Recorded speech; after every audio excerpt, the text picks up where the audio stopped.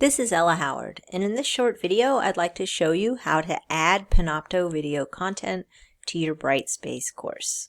So here I'm in my Fall 2020 Boston History class. I'm going to go to my course content, and I want to add content to this Native American history module that I'm building. This is a process that I don't find at all intuitive, but it is straightforward. So you want to go to the Upload Create area, and you're going to be creating a file. So the file will need a title. So I like to call mine video.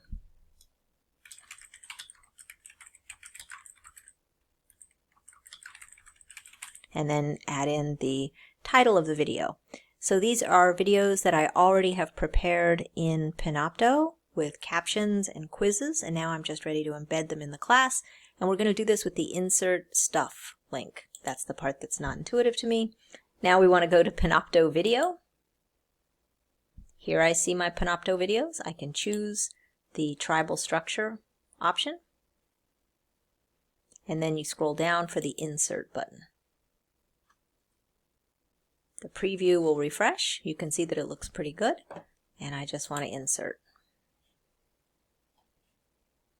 So when I save and close, that content has now been added. And when I return to the module, I can see it down here. If I want to drag it around, I can use the cursor that lights up when I hover over these domino bars, and I can drag these pieces into different order like so.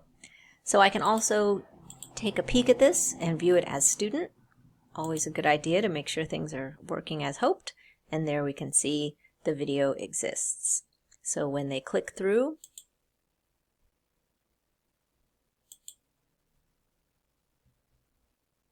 the video is here, and when they hit play, it'll just start.